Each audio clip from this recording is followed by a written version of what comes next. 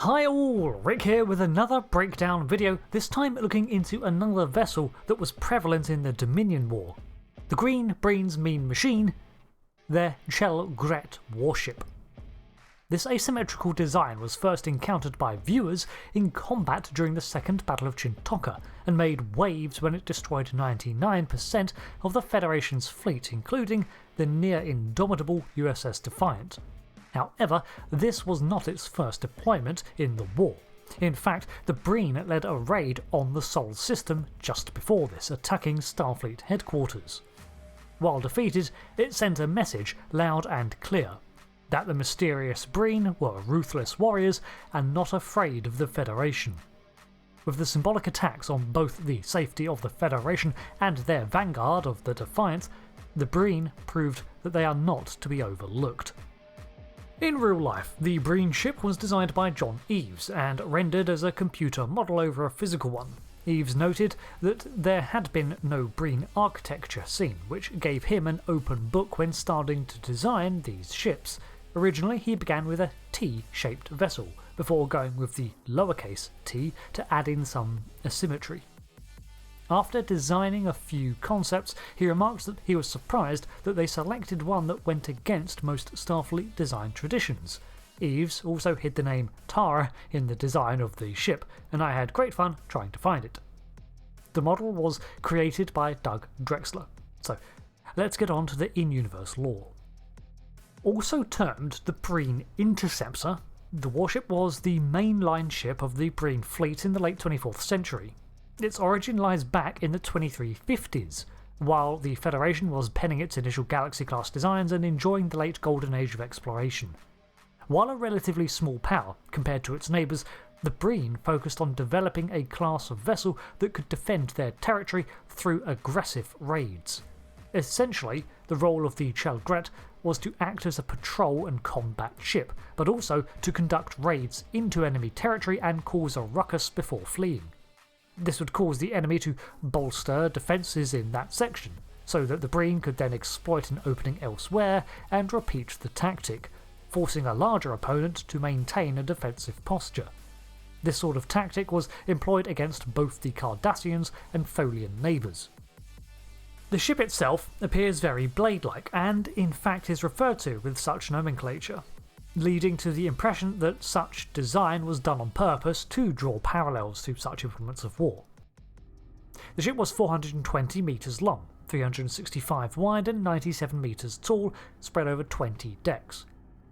The Chel-Gret class is a rather fast one, given its unusual design, with a maximum of 9.6, which it could sustain for at least a day.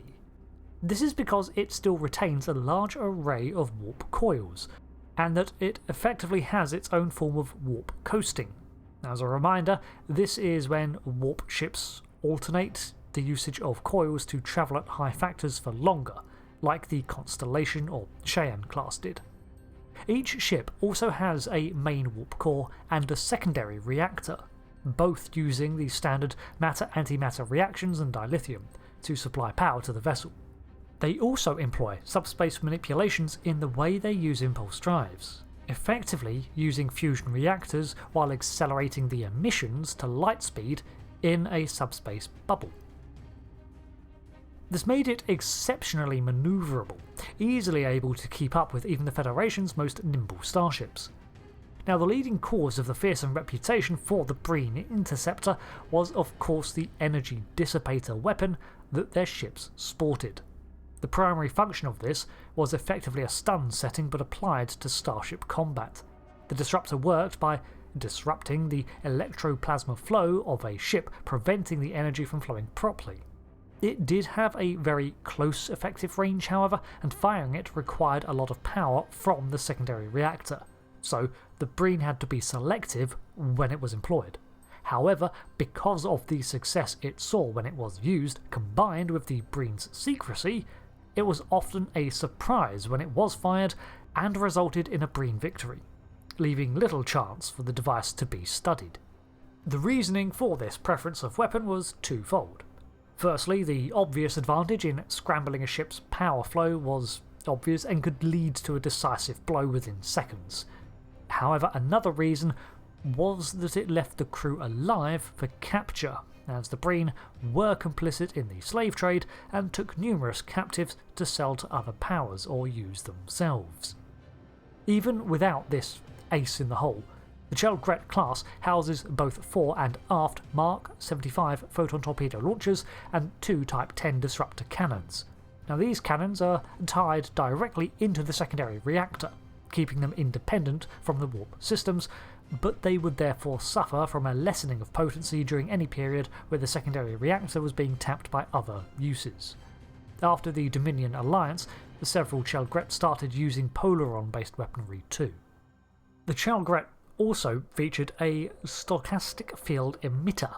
This was a program incorporated into their deflector shielding that randomised the frequencies of their shielding and also reinforced areas of duress by taking it from other random parts.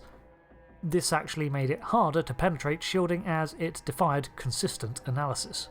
In terms of auxiliary craft, they contained a hangar with 14 fighter craft inside, which doubled as regular shuttles. Some schematics also detail the rear section as a detachable scout vessel. One factor with the Breen's ships was that they either encrypted or did not broadcast IFFs, which were the unique friend or foe identifiers used so allies could spot friendlies. This led Starfleet to simply assign monikers to Breen ships instead of using their assigned names. Now it's suspected that the Breen Chelgret was designed to be easily modular, so that parts could be designed with newer upgrades and then held in storage until a ship comes in for refit. Then that section can just be swapped out quickly and the ship departs once more with a rapid turnaround instead of spending months in dock getting overhauls. One thing stands out to me in the Breen tactics and technology of this class, and that is that the Breen appreciated the effect of randomness and unpredictability in combat. Their general defensive operations consisted of randomised strikes to keep an enemy off balance. Their energy dissipator was a well-maintained secret to ensure the element of surprise, and even their shielding proved difficult to overcome for the analytical models of most enemy ships because they couldn't find a consistent weak spot. This ship best typifies why even the Romulans developed the saying, "Never turn your back on a Breen." And if that is coming from the Romulans, well then you know that the Breen are not to be trifled with. Interestingly enough, we see that the Breen seem to continue this understanding of shield technology even into the 32nd century, where they use shield tunnelling technologies to overcome a stationary target's defences, and they continue their aggressive advances, favouring the strong offensive form of defence. Overall, the Breen Interceptor is a fearsome vessel, but one that became less dangerous the more it was understood. Nevertheless, this in no way renders the Breen harmless, with their actions after the war continuing to push and harass the Federation. They remain a dangerous adversary, and the first time we ever learn of most of their advances, both tactical and technological, is when they are deployed to devastating effect. As a result, the Breen continue to be one of the major threats to Starfleet's safety moving into the 25th century and beyond.